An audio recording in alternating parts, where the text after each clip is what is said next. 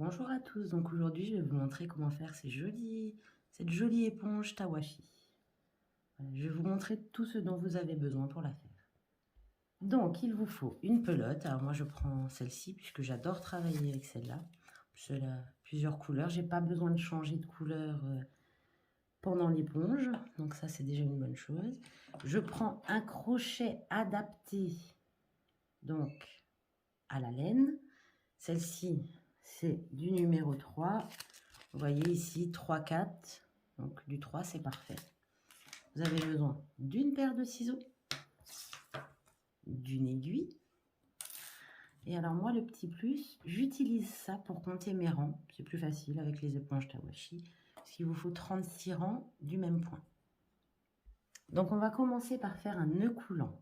Donc je fais comme ceci, je récupère mon fil, voilà. Et on va venir faire 22 mailles en l'air. 4, 5, 6, 7, 8, 9, 10, 11, 12, 13, 14, 15, 16, 17, 18, 19, 20, 21, 22. Donc vous allez faire une maille en l'air pour tourner et vous allez venir faire 22 mailles serrées en commençant à partir de la deuxième maille. Vous faites 22 mailles serrées.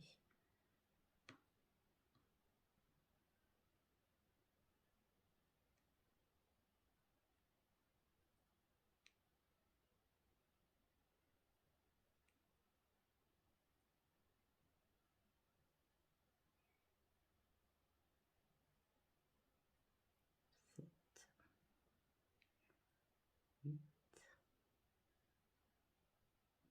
9, 10, 11, 12, 13, 15, 16,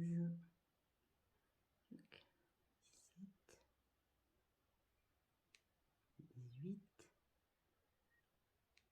19, 20, 21 et 22. Dans cette dernière maille en l'air, vous refaites une 23e maille serrée. On tourne le travail. On va faire une maille en l'air. Ensuite, on va venir travailler dans le brin arrière de chaque maille serrée. Donc là, vous avez les deux brins. Et on va venir travailler uniquement dans celui de derrière. On va venir faire 21 mailles serrées. Une. Donc, ça, c'est les deux brins. On va venir piquer que dans le brin arrière, toujours. Tout le long du travail, ce sera que ça. Toujours dans le brin arrière. J'en ai fait 3, 4, 5, 6, 7, 8, 9, 10, 11, 12,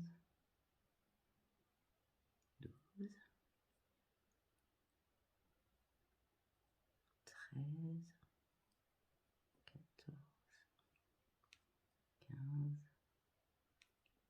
16, 17, 18, 19, pas trop serré. Voilà. Donc 20 et 21. Donc là, vous voyez, il vous reste 2 mailles serrées. Ben, on va les travailler ensemble, c'est-à-dire on va réduire donc les mailles serrées. Je reprends. on pique dans le brin arrière, on récupère le fil, on pique à nouveau dans le brin arrière, on récupère le fil et on passe. Et en fait, on va répéter ça tout le long. Donc, en fait, à la fin, vous aurez quelque chose qui ne sera pas droit puisqu'on réduit d'un côté et on augmente de l'autre. Je vous montre encore une fois le prochain rang. Donc, le rang, c'est 22 mailles serrées plus doubler la dernière maille serrée. Je vous remontre donc l'aller-retour et après, du coup, tout simplement, une fois l'aller-retour fait, ce sera que répéter la même chose. Donc, je vais essayer de bien vous expliquer. On fait une maille en l'air, qu'on ne compte pas par contre comme une maille serrée. Pardon. Puisqu'on vient retravailler dans le brin arrière de la dernière maille serrée. Voilà. Donc, on fait 22 mailles serrées.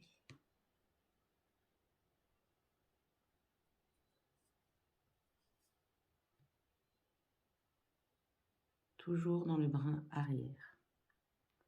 Que ce soit pour l'aller-retour, c'est toujours uniquement dans le brin arrière.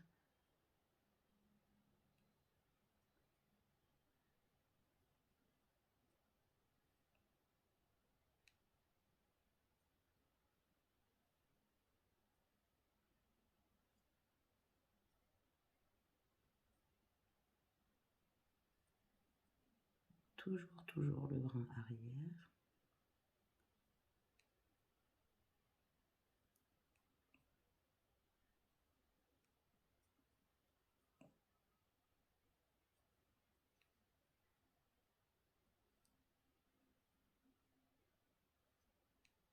Alors j'aime bien faire ça avec des éponges de plusieurs couleurs. C'est pas besoin de changer de couleur pendant qu'on le fait. Et donc là, dans la dernière maille serrée, on prend bien le brin arrière et on va venir faire 2 mailles serrées. On tourne le travail, on fait une maille en l'air, on refait 21 mailles serrées dans le brin arrière.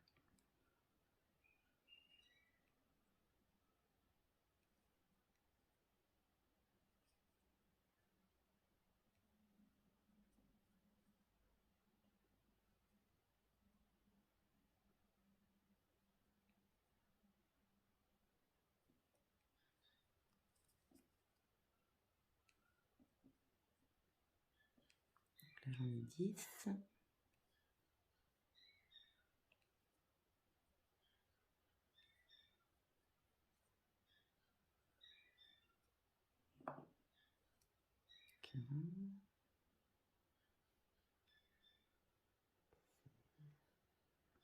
Sept, 18, 19, 20 et 21.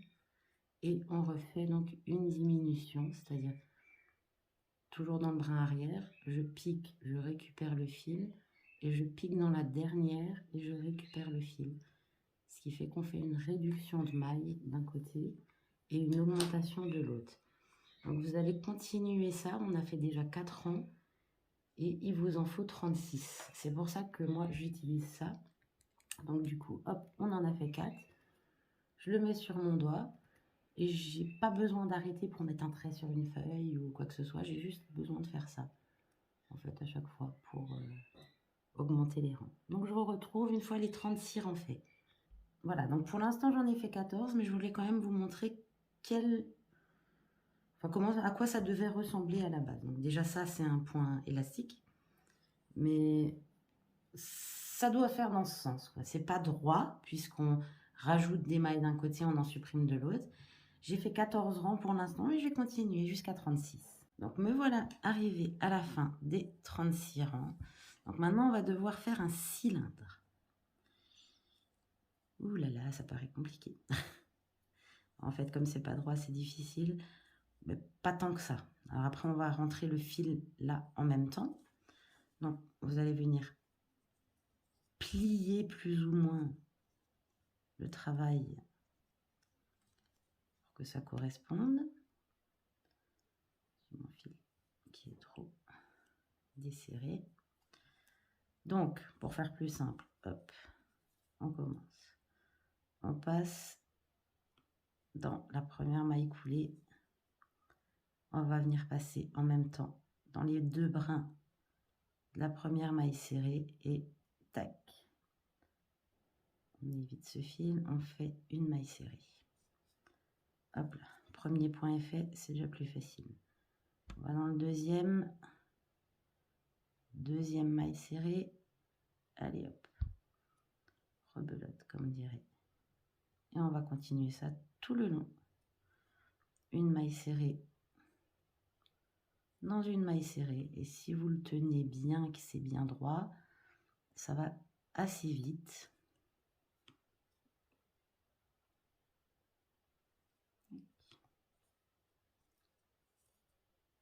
En même temps, vous pouvez rentrer donc le fil. Tac.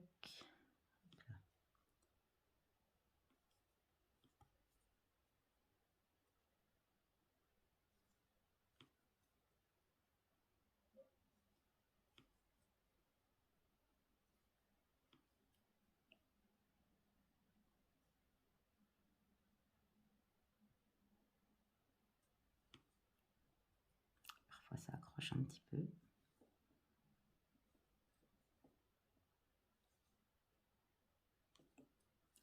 Il faut faire les choses en douceur et normalement, je devrais arriver à la fin. Le fil qui ne veut pas venir comme d'habitude.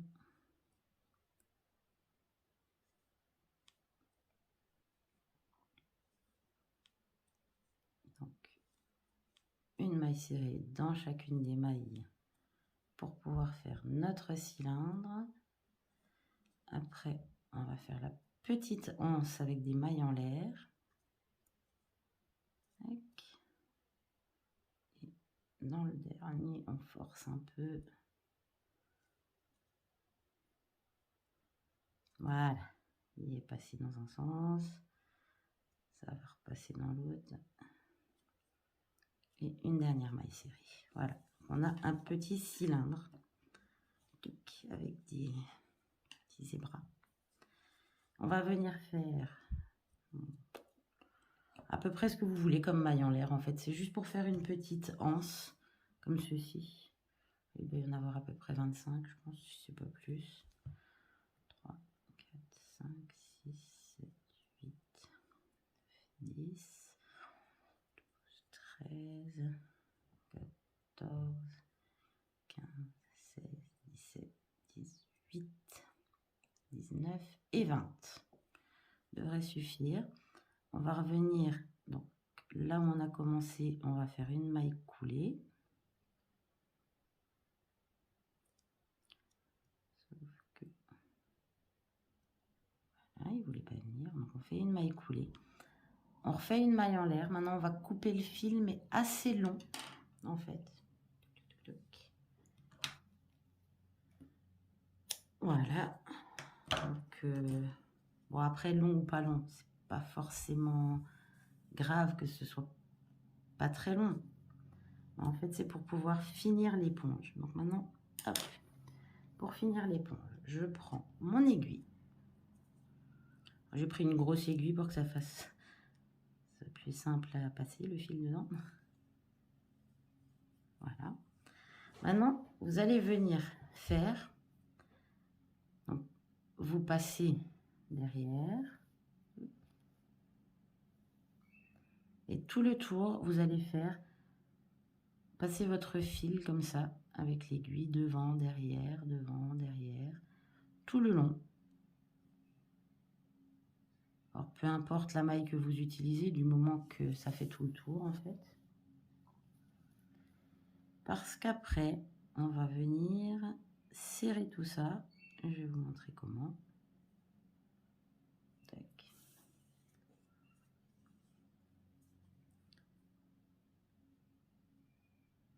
Vous continuez à passer.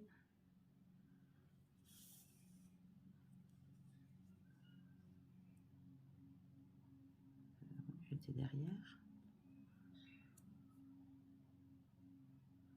Je passe devant. Hop. Devant, derrière. Et donc on fait ça tout le tour. Tout le tour, tout le tour, tout le tour.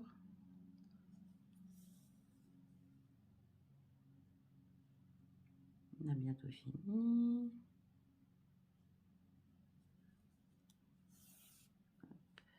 Bien sûr, le fil est long, donc il s'en mêle. Allez, devant, derrière. Devant, derrière. Tac. Par contre, j'ai oublié une chose importante. Là, on est au bout. Ce que j'ai oublié de faire, en fait, c'était retourner mon travail pour que cette attache-là qu'on a fait en dernier, la maille serrée, on ne la voit pas. Donc, hop, je retourne mon travail. Et en fait, en gros, donc là, on a passé le fil ici tout le tour. Et bon, peu importe que ce soit d'un côté ou de l'autre, hein, c'est pas grave. Ça, c'est ce qu'on avait serré avant. Celui-là, on peut le couper. Tac. Donc là, on a fait tout le tour en bas. Et en fait, on va venir juste comme ça. On essaye de garder ça dehors. On va venir serrer pour que ça fasse comme une petite cloche en fait. On va venir serrer bien notre fil.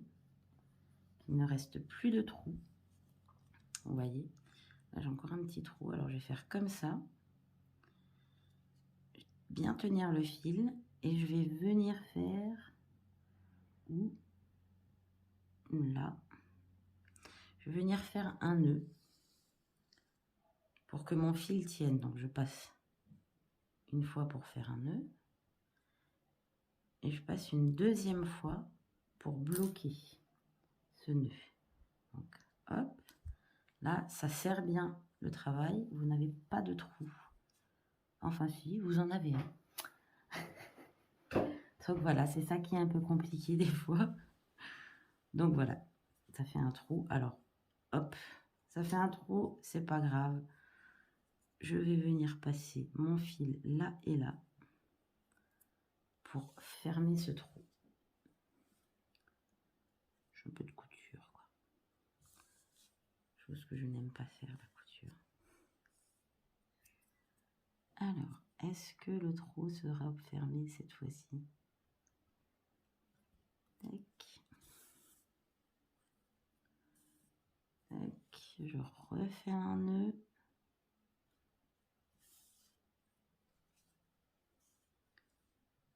Donc, une fois, deux fois.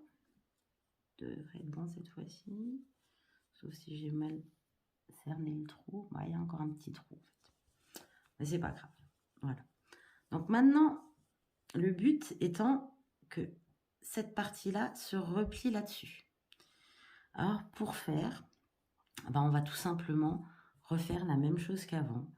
On va venir prendre l'aiguille et passer ici. Et après, vous allez refaire comme tout à l'heure. Vous allez faire tout le tour avec votre fil et votre aiguille. Comme ça. Je casse tout. Donc, on va continuer à faire tout le tour, tout le tour.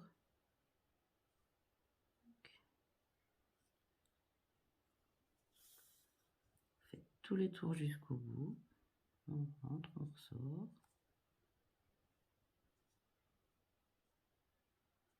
Tac. Après, j'avais laissé beaucoup de fils, mais vous n'êtes pas obligé d'en laisser autant. Après, c'est pour pouvoir le travailler plus facilement, en fait. Avec un grand fil, on a plus de chances de ne pas se tromper. Tac, tac. Et je le fais jusqu'où? Jusque là. Donc, je le fais encore un peu.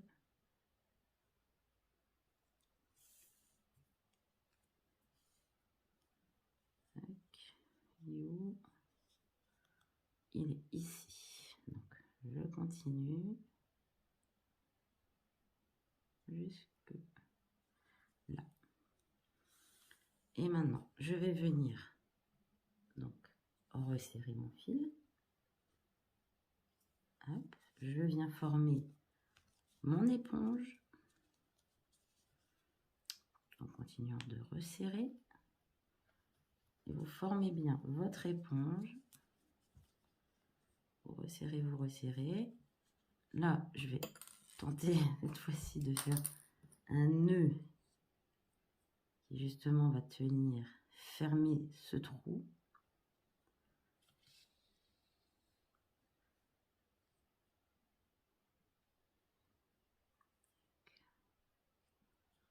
Je repasse une deuxième fois. Serre bien le nœud. Et il vous reste quand même toujours un petit trou. Après, c'est... Voilà. En gros, ça vous fait votre éponge. Et maintenant, il ne reste plus qu'à rentrer le fil. Voilà, pour rentrer le fil, hop. Je le passe par là. Je le repasse d'un autre côté pour laisser...